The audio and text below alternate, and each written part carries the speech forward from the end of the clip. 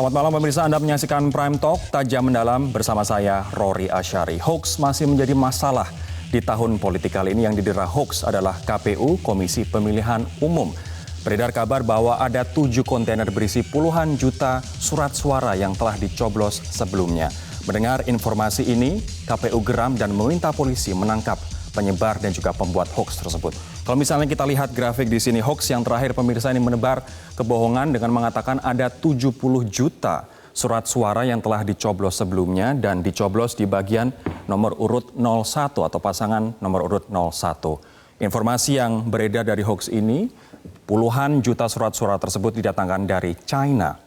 KPU pun memastikan setelah mengecek bahwa informasi tersebut bohong dan tidak benar. Kita lihat di informasi selanjutnya. Hoax ini awalnya marak di perbincangan WhatsApp dalam bentuk rekaman surat suara. Semakin marak ketika Wasekjen Partai Demokrat Andi Arief kemudian mencuit dengan meminta siapapun untuk mengecek kebenaran dari hoax ini atau informasi 70 juta surat suara ini. Pernyataan Andi Arief kemudian ramai di pemberitaan dan juga di sosial media. Bahkan Sekjen PDIP Hasto Kristianto mengatakan bahwa pernyataan Andi Arief provokatif dan sudah memenuhi unsur untuk diproses hukum. Andi Arief membalasnya dengan mengatakan bahwa Hasto Kristianto buta huruf. Beberapa jam kemudian Andi Arief menghapus cuitannya tersebut. Kita akan ke slide selanjutnya atau ke grafik selanjutnya. KPU dibuat geram dan kemudian langsung mengecek ke lokasi yakni Pelabuhan Tanjung Priok, Jakarta. Setelah mengetahui di sana tidak benar, Ketua KPU mengatakan bahwa ini informasi bohong dan juga melaporkan pembuat serta penyebar hoax ini ke kepolisian. Nah, padahal menurut KPU saat ini masih proses tender untuk produsen surat suara dan bahkan pertengahan Januari nanti baru dicetak surat suaranya dan pada tanggal 7 Januari nanti akan ada penandatanganan antara LKPP pemirsa yakni Lembaga Kebijakan Pengadaan Barang Jasa Pemerintah dengan produsen pemenang tender dan juga tanda tangan antara produsen pemenang tender ini dengan KPU. Ini artinya saat ini masih proses tender. Kemudian yang menjadi pertanyaan adalah betulkah tudingan-tudingan dan juga hoax yang menyerang KPU ini merupakan bagian dari serangan sistematis untuk mendelegitimasi penyelenggara pemilu sehingga terkesan atau ada pendapat bahwa penyelenggaraan pemilu curang sedari awal. Kita nanti akan bahas dengan 3 orang narasumber. Namun kami kembali mengundang Anda untuk bergabung bersama kami berpartisipasi untuk men-share pendapat Anda ataupun komentar Anda melalui sosial media kami di Instagram, kemudian di Twitter dan juga di Facebook dengan Metro TV Newsroom dan juga hashtag KPU diserang hoax dan juga hashtag Prime Talk. Sekarang saya akan menyapa 3 orang narasumber saya. Yang pertama ada Firian Aziz, Komisioner KPU. Ada juga Titi Anggraini, Direktur Eksekutif Perludem, Perkumpulan untuk Pemilu dan Demokrasi. Dan terakhir adalah Usman Kansong, Direktur Komunikasi Politik Tim Kampanye Nasional TKN Jokowi Ma'ruf. Teman-teman, selamat malam. Selamat malam. Saya akan ke Mas Firian terlebih dahulu. Mas Firian, bagaimana kemudian Anda meyakinkan publik bahwa informasi 70 juta surat suara ini adalah hoax, adalah bohong? Ya pasti bohong. Pertama kami mendengar informasi ini pada saat kemarin kami sedang menyelesaikan penerimaan LPSDK.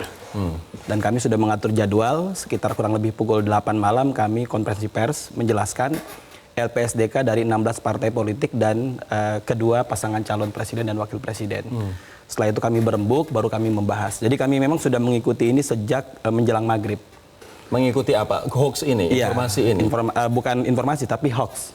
Oke. Nah kemudian kami putuskan, awalnya kami berpikir ini biasa saja, tapi kami juga sadar ini bukan yang pertama kali.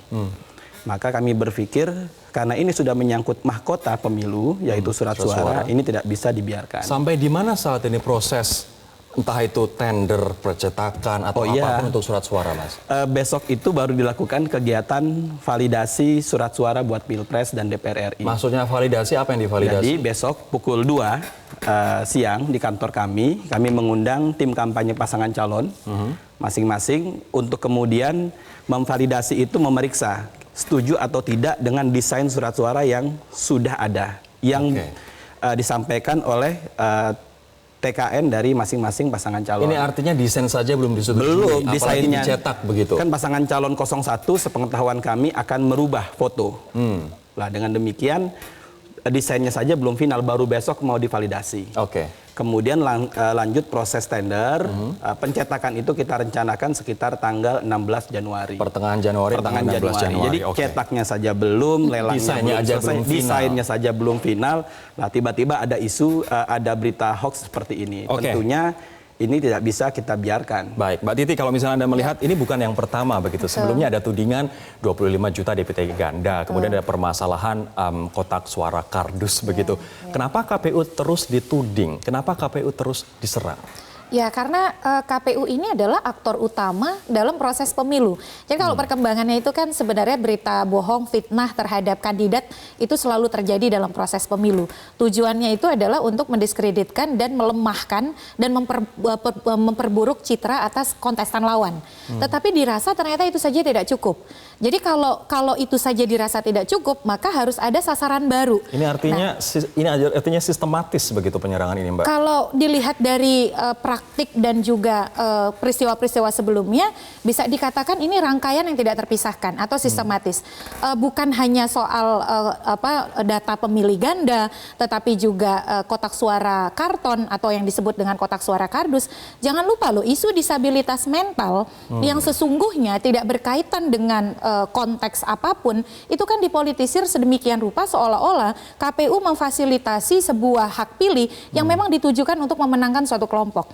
Jadi memang dibangun citra bahwa pemilu ini diselenggarakan oleh institusi yang tidak kredibel, institusi yang tidak independen dan berpihak, sehingga kalau ada kekalahan nanti jangan-jangan itu bisa dikait-kaitkan bahwa kekalahan itu akibat kontribusi dari KPU. Apakah ini artinya salah satu pihak tersebut dari awal sudah merasa tidak pede bahwa dia tidak akan menang, sehingga kemudian mencari kambing hitam bahwa ternyata pemilunya curang? Ya justru proses hukum yang harus membuka itu, karena kan yang paling tahu motif, lalu juga latar belakangan dan tujuan dari penyebaran isu fitnah dan juga kabar bohong yang mentargetkan KPU tentu para pembuat ini. Tetapi yang beredar saat ini adalah waspada karena KPU-nya itu tidak berintegritas, KPU-nya itu tidak kompeten, tidak kredibel menyelenggarakan pemilu. Padahal penting bagi kita untuk memastikan sejak awal bahwa KPU itu mendapatkan kepercayaan publik, mereka akan bekerja menyelenggarakan pemilu sesuai dengan tujuan pemilu yang demokratis dan netral. Bang Usman, kalau menurut Anda tujuannya disebar hoax ini, dibuatnya hoax ini apa, Bang?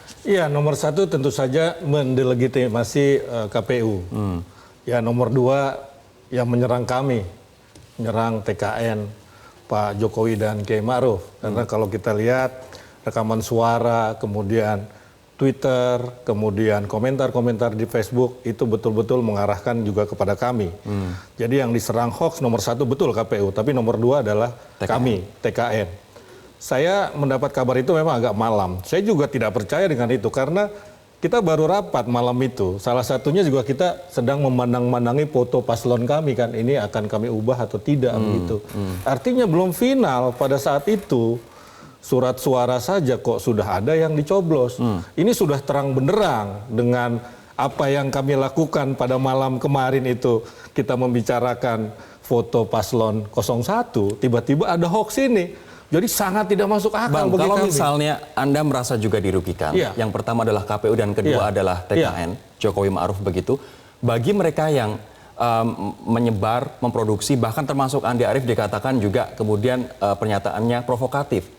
Akankah melaporkan Andi Arief juga? Sudah, tadi kita sudah melaporkan ke Andi Arief ke Barreskrim. Ya, sudah kita laporkan. Andi Arief yang dilaporkan.